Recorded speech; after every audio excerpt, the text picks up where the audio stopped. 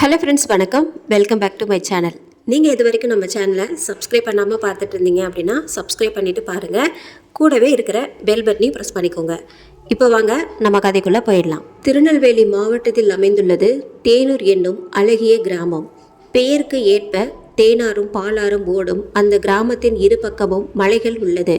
விவசாயமே இந்த ஊரின் பிரதான தொழில். அதனால் எங்கு பார்த்தாலும் பச்சை பசேல் என்று கண்ணுக்கு குளிர்ச்சியாக காட்சியளிக்கிறது. வயல்வெளிகள் இவ்வாறு மலை, ஆறு, வயல் என அனைத்து இயற்கை அழகையும் ஒருங்கே அமைய பெற்ற இந்த ஊரின் ஒதுக்குப்புறமாக அமைந்துள்ளது ஒரு பங்களா. அந்த பங்களாவை கடந்து செல்வோர் கண்டிப்பாக ஒரு நொடி திரும்பி அந்த பங்களாவை பார்த்துவிட்டு செல்வார். ஏனெனில் அவ்வளவு அழகாக இருக்கும் அந்த பங்களா. வெள்ளைக்காரர்கள் காலத்தில் கட்டிய பங்களா. அதனால் அதை துரை பங்களா என்றே அழைப்பார்கள். பல பேரிடம் கைமாறி தற்போது குமாரசாமி என்பவரின் வசம் உள்ளது இந்த பங்களா. அவரும் தன் பிள்ளைகள், பேரன், பேத்தி என்று வெளிநாட்டில் செட்டில் ஆகிவிட்டதால் தற்போது பராமரிப்பு இன்றி சிதிலமடைந்து தெரிகிறது. வெளி கேட்டில் இருந்து பங்களாவின் செல்லும் வழியில் இரு புறங்களிலும் அமைந்துள்ள காய்ந்து போன மரங்கள், நடைபாதை, எங்கும் காய்ந்த இலைகள், நுழைவாயிலில் அமைந்துள்ள பெரிய தூண்கள், தேக்கு மரத்திலான மிகுந்த வேலைப்பாடுகளான கதவு மற்றும் ஜன்னல், நமது பிம்பத்தை பிரதிபலிக்கும் தரைகள், சுவர் எங்கிலும் வர்ண ஓவியங்கள், தற்போது தூசிகள் நிரம்பி உள்ளன. அன்னார்ந்து பார்த்தால் மிக பெரிய அளவிலான வண்ண விளக்கு, ஹாலின் இருபுறத்தில் இருந்து வளைந்து செல்லும் மாடிப்படிகள், பின்வாசலில் அமைந்துள்ள தோட்டம், அதற்கு நடுவில் அசைந்தாடும் ஊஞ்சல் என்று அழகோவியமாய் இருந்த அந்த பங்களாவை அந்த ஊர் மக்கள் தற்போது செல்லமாக பேய் பங்களா என்றே அழைப்பார்கள்.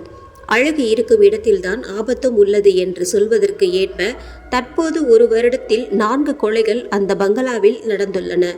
இதற்கு காரணம் அந்த பங்களாவில் 50 ஆண்டுகளுக்கு முன் மனநல பாதிக்கப்பட்டு தூக்கிட்டு தற்கொலை செய்து கொண்ட பெண்ணின் ஆவி என்று சிலர் சொல்கின்றனர். அதனால் அந்த பங்களா பக்கம் செல்வதற்கு கூட சிலர் அஞ்சுகின்றனர். சிலர் இரவு 12 மணிக்கு மேல் அந்த பங்களாவினுள் இருந்து சிரிப்பு சத்தமும் அதனைத் தொடர்ந்து யாரோ அழும் சத்தமும் கேட்பதாக சொல்கிறார்கள். இன்னும் சிலர் இரவு அந்த பங்களாவின் மேல் மாடியில் விளக்கு எரிந்து பின் அணைந்து விடுவதை நேரில் பார்த்து இருக்கிறார்கள். ஒரு நாள் அந்த ஊரில் வசிக்கும் இருவர் வெளியூரில் வேலை பார்த்துவிட்டு இரவு ஊர் திரும்பி கொண்டிருந்தனர். சரியாக பங்களா முன் சென்று கொண்டிருந்த போது இருவரும் கீழே விழுந்து விட்டனர்.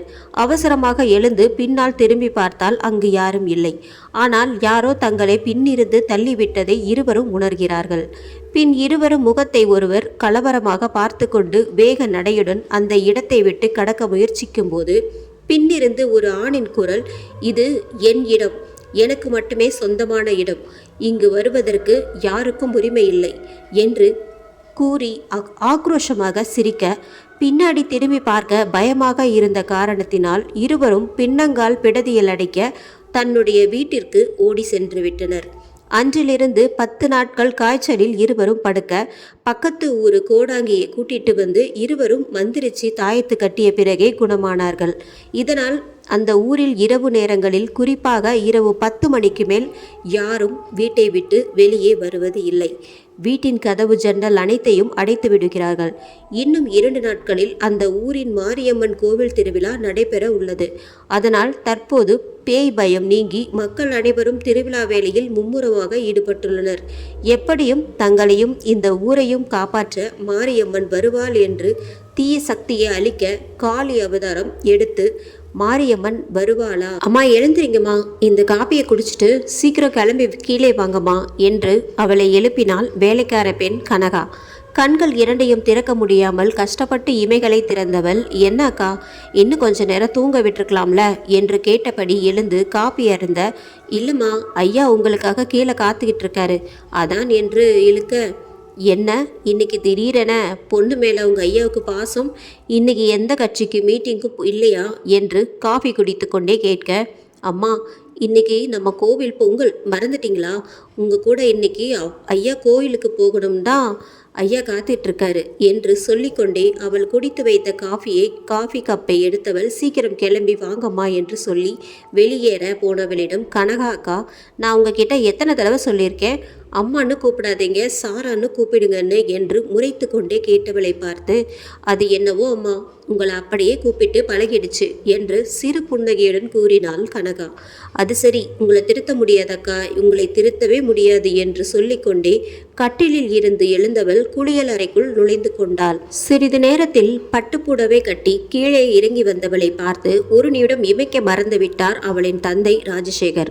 அச்சு அசலாக தன் மனைவியே உரித்து வைத்தது போல் இருக்கும் தன் மகளை இன்று சேலையில் பார்த்ததும் தன் மனைவியே நேரில் வருவதைப் தோன்ற ஆனந்தத்தில் கண் கலங்கி நின்றார். சாராவிற்கு 3 வயது இருக்கும்போது அவளின் தாய் உடல் நலக்குறைவால் மரணமடைந்தார். அன்றிலிருந்து தன் பெண்ணிற்கு எந்த குறையும் இல்லாமல் அவள் கேட்டதெல்லாம் வாங்கி கொடுத்து தான் வளர்த்தார். வசதிக்கு எந்த குறையும் இல்லை. அந்த ஊரில் முக்கிய புள்ளிகள் அவரும் ஒருவர் ராஜசேகர். அரசியலில் இருப்பவர். அதனால் கட்சி மீட்டிங் சம்பந்தமாக அடிக்கடி வெளியூர் சென்று விடுவார். அதன் விளைவு சாராவை சரியாக கவனிக்க முடியாமல் போய்விட்டது. தந்தையிடம் மனசு விட்டு பேசியே பல மாதங்கள் ஆகிவிட்டது சாராவிற்கு. பாவம், அவளின் அம்மாவும் இல்லாமல் உடன் பிறந்தவர்களும் இல்லாமல் தனியே தன் உலகம் என்று ஒரு குறுகிய வட்டத்தினுள் வாழ்ந்து கொண்டு இருக்கிறாள். தற்போது அவளிற்கு இருக்கும் ஒரே ஆறுதல் அவளின் வேலை ஒன்றை பக்கத்து ஊரில் இருக்கும் மருத்துவமனை ஒன்றில் செவிலியராக பணிபுரிகிறாள். வேலை செய்யும் இடத்தில் அனைவரிடமும் நன்றாக பேசுவாள். இருந்தும் அவள் மனதில் ஒரு வெறுமை இருந்து கொண்டேதான் இருக்கும். அம்மாடி சாரா, இன்னைக்கு நீ எவ்வளோ அழகாக இருக்கேன்னு தெரியுமா? என் கண்ணே பட்டுடும்டா என் ராஜாத்தி என்று வாய் நிறைய புன்னகையுடன் கூறிக்கொண்டிருந்தவரை அலட்சியமாக பார்த்து கொண்டே, உங்க பொண்ணை பார்த்து ரொம்ப நாள். சற்று நிறுத்தி, இல்லை ரொம்ப மாசம் ஆச்சில்லப்பா, அதான் இன்னைக்கு உங்க கண்ணுக்கு அப்படி தெரிகிறேன் என்று கோபமாக கூறிய தன் மகளின் தலையில் பாசமாக கை வைத்த அவர், என் பொண்ணுக்கு இன்னும் கோபம் போகலையா என்று கேட்டார். பின்ன என்னப்பா, எனக்கு இருக்கிறதே நீங்கள் ஒருத்தர் மட்டும்தான். இப்போ நீங்களும் என் கூட பேசாமல் இருந்தால் நான் என்ன பண்ணுவேன், யாருக்கிட்ட பேசுவேன் என்று கண் கலங்க கேட்கும் தன் மகளின் முகத்தை தன் கைகளால் ஏந்தியவர், எனக்கு இருக்கும் ஒரு சொந்தமும் நீதானேம்மா, உன்னை விட்டுட்டு அப்பா எங்கே போயிட போகிறேன், நான் ஓடி ஓடி சம்பாதிக்கிறது எதுக்கு, உனக்காக தானடா என்று தன் மகளை சமாதானம் செய்யும் முயற்சியில் இறங்கினார். அப்பா, உங்கள் சொத்து சுகம் எதுவுமே எனக்கு வேண்டாம், நீங்கள் மட்டும் போதும்ப்பா என்று கூறிய மகளை புன்சிரிப்புடன் பார்த்தவர், இனிமேல் அப்பா எங்கேயும் போக மாட்டேன்டா, உன் கூட தான் இருப்பேன் போதுமா என்று கூறியதும் தேங்க்ஸ்பா என்று சொல்லிக்கொண்டே தன் தந்தையின் நெஞ்சில் சாய்ந்து கொண்டாள். சிறிது நேரத்தில் இருவரும் கிளம்பி கோவில் வந்தடைந்தனர். கோவிலில் மாரியம்மன் சகல அலங்காரங்களுடன் வீற்றிருக்க இருவரும் பயபக்தியுடன் அம்மனை கண்மூடி வணங்கி கொண்டிருந்த வேளையில் இரு கரங்கள் பின்னிருந்து சாராவின் கண்களை மூடியது. இவள் திடுக்கிட்டு பின் திரும்பி பார்க்க அங்கே அவளின் தோழி கவிதா தன் 3 வயது குழந்தையுடன் நின்று கொண்டிருந்தாள். அவளை பார்த்ததும் தாவி சென்று அவளை அணைத்து கொண்டு எப்படி இருக்க என்று கேட்டாள் சாரா. கவிதா பதில் கூறும் முன், சாரா இங்கு வா என்று தந்தை அழைக்க, இங்கே இரு கவி, நான் இப்போ வந்துறேன் என்று கூறிக்கொண்டே தன் தந்தையை நோக்கி சென்றாள். அங்கே பூசாரி தீபாராதனையுடன் வர இருவரும் கண்ணில் ஒத்தி கொண்டனர். பின் அப்பா, நான் கவி கூட கொஞ்ச நேரம் பேசிட்டு வரேன், நீங்க வீட்டுக்கு போங்க என்று அப்பாவை வழி அனுப்பி வைத்துவிட்டு கவிதாவுடன் சேர்ந்து கொண்டாள். பின் இருவரும் சேர்ந்து கோவிலின் ஒரு ஓரத்தில் அமர்ந்து கொண்டு கதை பேச ஆரம்பித்தனர். ஏண்டி கவி, எப்படி இருக்க? எனக்கு என்ன, புருஷன் குழந்தை குட்டின்னு ரொம்ப சந்தோஷமா இருக்கேன். ஆமாம், நீ எப்படிடி கல்யாணம் பண்ணிக்க போற? நான் உன்ன மாதிரி கல்யாணம் பண்ணி வெளியூருக்கெல்லாம் போக மாட்டேன். அப்புறம் கல்யாணமே பிடிக்காம இருக்க போறியா? சேச்சா, கல்யாணம் பண்ணிப்பேன், ஆனால் இந்த ஊரில் தான் இருப்பேன். அப்போது பேசாமல் இந்த ஊர்லேயே ஒரு நல்ல பையனாக பிடிப்போம். எனது பிடிக்கவா? அவர் என்ன கோழியா பிடிக்கிறதுக்கு? அதற்கு கவிதா பதில் சொல்லும் முன் அவளின் மகன் அகில் ஐஸ் வேணும் என்று அழுது அடம்பிடிக்க, வா நான் உனக்கு ஐஸ் வாங்கி தரேன் என்று சொல்லி அவனை தூக்கி கொண்டாள் சாரா. ஏண்டி சாரா, நீ முன்னாடி போயிட்டு இரு, நான் என் வீட்டுக்காரர் எங்கே இருக்காருன்னு பார்த்துட்டு வந்துடுறேன் என சொல்லி கவிதா கோவிலின் உள்ளே செல்ல சாரா அகிலை தூக்கி கொண்டு ஐஸ் வண்டி நிற்கும் இடம் வந்தாள். அவனிற்கு ஒரு ஐஸை வாங்கி கையில் கொடுத்து இறக்கிவிட்டவள் பின் தனக்கும் கவிதாவுக்கும் என 2 ஐஸ்கிரீமை வாங்கி கையில் வைத்து கொண்டு திரும்பியவளின் சேலை தடுக்கி எதிரில் வந்து கொண்டிருந்த ஒருவர் மீது மோதி நிற்க, ஐயோ சாரி என்று சொல்லிக்கொண்டே நிமிர்ந்து பார்த்தவள் அங்கே ஐயனார் மாதிரி முறுக்கு மீசையுடன் மூக்கு விடைக்க கண்ணு ஆழ்ந்த நோக்க அவளை முறைத்து கொண்டு நின்றவனை பார்த்து அரண்டு விட்டாள் சாரா. அவன் அவளையும் பின் குனிந்து தன் சட்டையும் பார்க்க, இவன் ஏன் இப்படி பார்க்கிறான் என்று யோசித்து கொண்டே அவன் சட்டையை பார்த்தவள் அதிர்ச்சியடைந்து விட்டாள். அவன் சட்டையை தன் கையில் வைத்திருந்த ஐஸ்கிரீமால் அபிஷேகம் செய்திருந்தாள். ஐயோ, இவன் வேற இப்படி முறைக்கிறானே, கையில் அருவா மட்டும்தான் இல்லை, மற்றபடி இவன் ஐயனாரே தான். ஐயோ போச்சு, இப்போ நான் என்ன பண்ணேன்? ஐயோ செத்தடி சாரா என்று மனதிற்குள் நினைத்து கொண்டே அவனை பாவமாய் பார்த்தாள். கண்ணை எங்கே வச்சுட்டு நடக்க? முன்னாடி யார் வரான்னு கூட பார்க்க மாட்டியா? கண்ணு என்ன பெடதிலியா வச்சிருக்க என்று கர்ச்சிக்கும் குரலில் அவன் கேட்க, ஹலோ, நாங்கள் ஒன்றும் வேணும்னே வந்து இடிக்கல என்று தன் பயத்தை வெளிக்காட்டாமல் அவளும் பதிலுக்கு வாயாட, அப்போ நான் வேணும்னு வந்து இடிச்சேன்னு சொல்றியா என்று இவன் எகிற, ஆமாம் அப்படித்தான், ஒரு அழகான பொண்ணு பார்த்தா போதுமே, இடிக்கிறதுக்குன்னு வந்துடுவீங்களே. எது அழகான பொண்ணா? எங்க? அப்படி யாரும் இல்லையே என்று அவன் சுற்றுமுற்று பார்த்துவிட்டு கூற, ஹலோ, என்ன ரொம்ப ஓவரா பேசுறீங்க, நக்கலா என்று கோபமாக கேட்டவளை பார்த்து, அடிங், நான் அடி ஓவரா பேசுறதெல்லாம் பேசிட்டு என்ன சொல்றியா?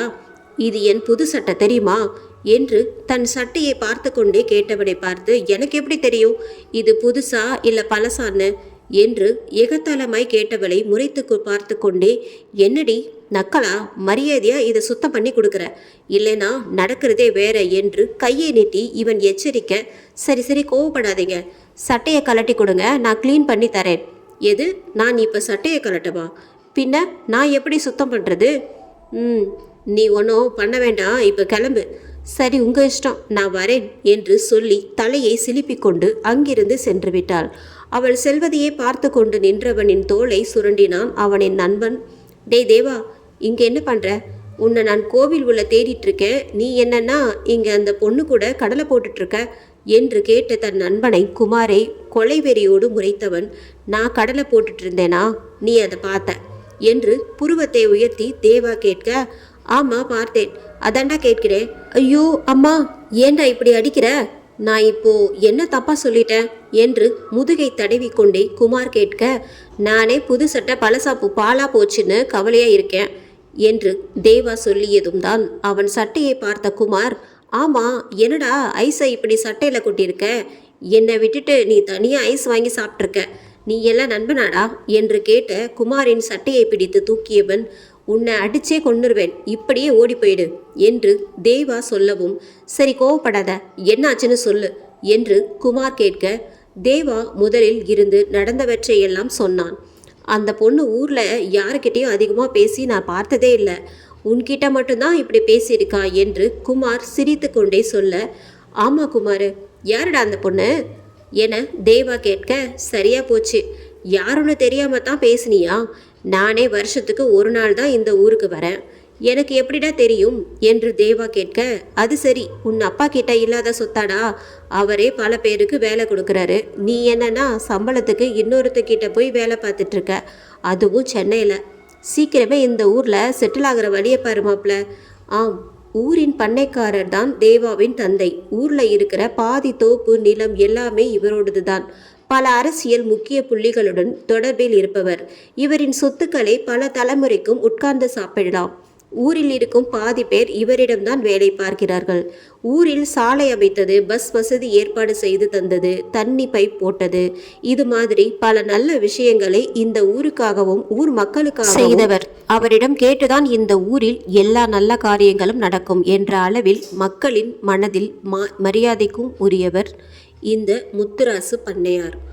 டேய், நீ சொன்ன மாதிரி என் அப்பா எனக்கு சொத்து சேர்த்து வச்சிருக்காரு, அதே போல் என் பையனுக்கு நான் சொத்து சேர்த்து வைக்க வேண்டாமா? அதுவும் போக எனக்கு இந்த ஊர் செட் ஆகாது மச்சி, இங்கே என்ன இருக்குது, அங்கே சென்னையில் வந்து பாரு, பெரிய பெரிய மால், தியேட்டர், ஹோட்டல், பீச் இன்னும் நிறைய இருக்குடா என்று சொல்லிக்கொண்டே போனவனை இடைமறித்த குமார், எனக்கு என்னமோ நீ சீக்கிரமே இந்த ஊரு தான் பிடிச்சிருக்கு, இந்த ஊரை போல வருமானு சொல்லிட்டு தெரிய போற என்று சிரித்து கொண்டே சொன்னான். அதை விடு மச்சி, இந்த பொண்ணு யாருன்னு உன்கிட்ட கேட்டேன், ஆனால் நீ தேவையில்லாமல் என்னென்னமோ பேசிகிட்டு இருக்க என்று சலிப்பாக தேவா சொல்ல, எதை நான் தேவையில்லாமல் பேசிகிட்டு இருக்கேனா? சரிதான், உன்கிட்ட வந்து பேசினேன் பாரு, என்ன சொல்லணும், என்று குமார் தலையில் அடித்து கொண்டான்.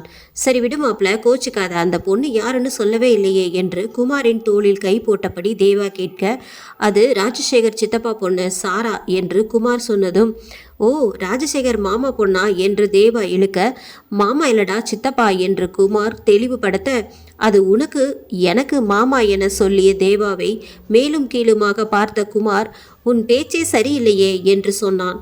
அது இப்போதான் சரியா இருக்கு, சரி வா அப்படியே ஒரு ரவுண்டு போவோம் என்று குமாரின் தோளில் கை போட்டு கொண்டு சென்றான் கோவிலின் உள்ளே. இரவு 9 மணி போல இன்னும் சற்று நேரத்தில் ஆடலும் பாடலும் நிகழ்ச்சி நடைபெறவுள்ளது. எல்லாரும் கோவிலின் அருகில் அமைந்துள்ள மேடை முன்பாக வருமாறு விழா கமிட்டி சார்பாக அழைக்கிறோம் என்று மைக்கில் ஒருவர் பேசிக்கொண்டே இருக்க, ஏண்டி சாரா, நானே என் புள்ளைய தூங்க வச்சுட்டு வந்துட்டேன், நீ இன்னும் அடி கிளம்பல, சீக்கிரம் வாடி, அங்கே ஆட்டம் ஆரம்பிச்சிருக்கோம் என்று கவி சாரா வீட்டின் வாசலில் நின்று கத்தி கொண்டிருந்தாள். இதோ வந்துட்டேன் கவி என்று அவசரமாக வீட்டினில் இருந்து வந்தவள் செருப்பை அணிந்து கொண்டே வா என்று கவி கையை பிடித்து இழுத்து கொண்டு கச்சேரி நடைபெறும் இடத்துக்கு விரைந்தாள். ஏண்டி கவி, என்னடி நமக்கு இடமே இல்லை என்று அங்கிருந்த கூட்டத்தை பார்த்து கொண்டே சாரா கேட்க, என் அம்மா கிட்ட சொல்லி அப்பவே இடம் போட்டு வைக்க சொல்லிட்டேன், இப்போ நம்ம என் அம்மாவை தான் தேடணும் என சொல்லிக்கொண்டே கூட்டத்தில் பார்வையை அலைய விட்டு கொண்டிருந்தவளின் தோளை சுரண்டிய சாரா, கவி அங்க இருக்கிறது உன் அம்மாவை பாரு என்று கை காட்ட, ஆமாடி என் அம்மாதான், வா போவோம் என்று இருவரும் கூட்டத்தின் நடுவில் சென்று அவள் அம்மாவின் அருகில் அமர்ந்து கொண்டனர். பெண்கள் அனைவரும் மேடை முன்பாக அமர்ந்து இருக்க அவர்களின் இருபுறமும் ஆண்கள் நின்று கொண்டிருந்தனர். சிறிது நேரத்தில் ஆடலும் பாடலும் ஆரம்பித்தது. முதல் பாடலாக மாரியம்மன் பாடலுக்கு பெண்கள் தாவணி பாவாடை சட்டை அணிந்து கொண்டிருக்க, ஏய் சாரா, நானும் வந்ததுல பார்க்குறேன், யாரையோ தேடிட்டே இருக்கியே, யாரடி தேடுற என்று கவி கேட்க, இல்லை நான் யாரையும் தேடலை, நீ ஏண்டி என்னையே பார்த்துட்டு இருக்க, டான்ஸை பாரு என்று சொல்லிவிட்டு சாரா டான்ஸை பார்க்க, என்னாச்சு இவளுக்கு, ஒரு மார்க்கமாக தான் இருக்கா என மனதினில் நினைத்து கொண்டே கவியும் டான்ஸை பார்க்க ஆரம்பித்தாள். அடுத்ததாக கெத்த விடாத பங்கு கெத்த விடாத என்னும் தல பாடலுக்கு அஜித் போல மேக்கப் போட்டு ஒருவன் ஆடிக்கொண்டிருக்க, அங்கே ஆண்கள் கூட்டத்தினில் இருந்து விசில் சத்தம் காதை கிழித்தது. சாரா விசில் வந்த திசையை பார்க்க அங்கே தேவா பசங்களோடு சேர்ந்து விசில் அடித்து கொண்டே ஆடிக்கொண்டிருந்தான். பின் அந்த பாடல் முடிய சாரா பின்னால் திரும்பி பார்த்தாள். அங்கு தேவா இவளைத்தான் பார்த்து கொண்டிருந்தான். இவள் அச்சச்சோ பார்த்துட்டான் என்று முன்னால் திரும்பி கொண்டாள். பின் சிறிது நேரம் கழித்து மறுபடியும் பின்னால் திரும்பி பார்த்தாள். தேவாவின் பேச்சு என்னவோ நண்பர்களிடத்தில் இருந்தாலும் பார்வை முழுக்க சாராவை நோக்கியே இருந்தது. இவளை பார்த்ததும் கண்ணடிக்க சாராவின் விழிகள் இரண்டும் விரிந்து கொண்டன. சற்றென்று இவள் முன்பாக திரும்பி கொண்டாள். என்ன இவன் கண்ணடிக்கிறான், அத்தாடி, இனிமேல் பின்னாடி திரும்பவே கூடாது என்று மனதில் நினைத்து கொண்டாள். மணி 11 நெருங்கி கொண்டிருக்க, கவி என்று சாரா கவியை சுரண்டினாள்.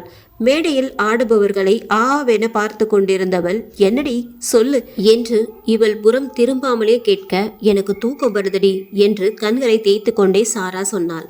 இன்னும் ஒரு 2 பாட்டு பார்த்துட்டு வீட்டுக்கு போவோம் சாரா, நீ இருந்து பார்த்துட்டு வா, நான் வீட்டுக்கு போறேன் என்று சாரா சொல்ல, தனியா எப்படி போவ, இரு நானும் வரேன் என்று கவியும் எழப்போனாள். அவளை தடுத்த சாரா, பிறந்து வளர்ந்த ஊர்ல என்னடி பயம், நான் தனியா போயிடுவேன், நீ வர வேண்டாம் என்று கூறிவிட்டு சாரா வீட்டை நோக்கி நடக்க ஆரம்பித்தாள். அவள் போவதை பார்த்த தேவா எங்கே என்று இரு புருவத்தை உயர்த்தி கேட்க, இவளும் தன்னிச்சையாக வீட்டுக்கு என்று செய்கை செய்து பின் போய் வரேன் என்னும் விதமாக தலையசைக்க, அவனும் சரி என்னும் விதமாக விழி மூடி திறந்தான். இதை பக்கத்தில் இருந்து பார்த்து கொண்டிருந்த குமார், என்னடா நடக்குது எங்க என்று தேவாவை பார்த்து கேட்க, ஓ பார்த்துட்டியா, இதையும் பார்த்தேன், நீ அந்த பொண்ணை பார்த்து கண்ணடிச்சதையும் பார்த்தேன், ஏண்டா காலையில தான் அந்த பொண்ணு யாருன்னு கேட்ட, அதுக்குள்ள லவ்வா என்று குமார் தேவாவின் தோளில் இடித்தான். தேவா சிரித்து கொண்டே, அதெல்லாம் அப்படித்தான் என்று பார்வையே எங்கோ பார்த்து கொண்டு சொல்ல, அது சரி, நல்லா இருடா, நல்லா இரு என்று குமார் சொல்ல தேவா சிரித்து கொண்டான். மறுநாள் காலையில் ஊரே ஒரே பரபரப்பா இருந்தது.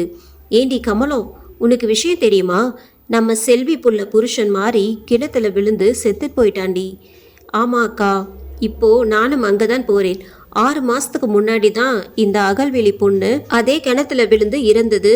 இப்போ இவன் இந்த பங்களா இன்னும் எத்தனை பேரை காவு வாங்க போகுதோ தெரியல. என்று இரு பெண்கள் பேசிக்கொண்டே அந்த பேய் பங்களா பின்புறம் இருக்கும் கிணறு பக்கம் சென்றனர். அங்கே ஊர் மக்கள் அனைவரும் கிணற்றை சுற்றி திரண்டிருக்க கிணற்றின் உள்ளே இருந்து மாரி என்பவனின் உடல் தூக்கப்பட்டது. அவனின் அம்மா, மனைவி, குழந்தைகள் என சொந்தங்கள் அனைவரும் அவனின் உடலை பார்த்து கதறி அழுது கொண்டிருக்க அந்த கூட்டத்தை ஓரம் கட்டிவிட்டு ஊரின் பண்ணையார் முத்துராசு வந்து சேர்ந்தார். என்னாச்சு, எப்படில இது நடந்தது என்று அங்கிருப்பவர்களை பார்த்து அவர் கேட்டார். அவரின் தோட்டக்காரர் வேலு என்பவன் இடுப்பில் துண்டை கட்டிக்கொண்டு அவரின் முன் பணிவாக வந்து நின்றான். ஐயா, நேத்து ராத்திரி மாரிய நான் என் வீட்டு பக்கத்துல வச்சு பார்த்தேன். பங்களா பக்கம்தான் போயிட்டு இருந்தான். நான் அவனை நிறுத்தி எங்கடா போற என்று கேட்டதுக்கு ஒரு சின்ன வேலை இருக்கு, நம்ம ஊர் பஸ் ஸ்டாப் வரை போயிட்டு வரேன் என்று சொல்லிவிட்டு போனான். அப்போதான் நான் அவனை கடைசியாக பார்த்தது என சொல்லி முடித்தான். பின் பண்ணையார் மாரியின் மனைவியை பார்த்து, உங்க குடும்பத்தில் ஏதாவது பிரச்சனையாமா என்று கேட்க அவள் அழுது கொண்டே, அதெல்லாம் இல்லைங்க ஐயா, நேற்று ராத்திரி ஃபோனில் பேசும்போது கூட ஆடலும் பாடலும் நிகழ்ச்சி நடக்கிற இடத்துல தான் இருக்கேன், இன்னும் கொஞ்ச நேரத்தில் வீட்டுக்கு வந்துடுவேன்னு சொன்னார். ஆனால் வரவே இல்லை. நானும் எங்கேயாவது குடிச்சிட்டு இருப்பாரு, காலையில் வந்துடுவாருன்னு நினச்சேன். ஆனால் இப்படி ஒரேடியாக போயிட்டாரே என்று அவள் ஒப்பாரி வைத்தாள். பண்ணையாரும் மிகுந்த வருத்தத்தில் தான் இருந்தார். ஏனெனில் இந்த மாரியப்பன் என்பவன் பண்ணையாரிடம் 10 வருடங்கள் டிரைவராக வேலை பார்ப்பவன் மற்றும் சிறந்த விசுவாசியும் கூட. சரி ஆகட்டும், மாரியோட இறுதிச் சடங்குக்கு ஏற்பாடு பண்ணுங்கப்பா என்று கூறிவிட்டு பண்ணையார் சென்று விட்டார். மாரியின் உயிர் அற்ற உடலை தூக்கி கொண்டு உறவினர்களும் மக்களும் கலந்து சென்று விட்டனர். இதையெல்லாம் பங்களாவின் ஜன்னல் வழியாக பார்த்து கொண்டிருந்த அந்த உருவத்தின் கண்களில் சந்தோஷம் மின்னியது. பின் இந்த உயிர் வேட்டை தொடரும் என்று அந்த பங்களாவே அதிரும் அளவிற்கு கொக்கரித்து கொண்டே கூறியது. இந்த எபிசோட் உங்களுக்கு பிடிச்சிருந்தது அப்படின்னா நம்ம சேனலை மறக்காம சப்ஸ்கிரைப் பண்ணுங்க, லைக் பண்ணுங்க, முடிஞ்சா ஷேர் பண்ணுங்க. நன்றி, வணக்கம்.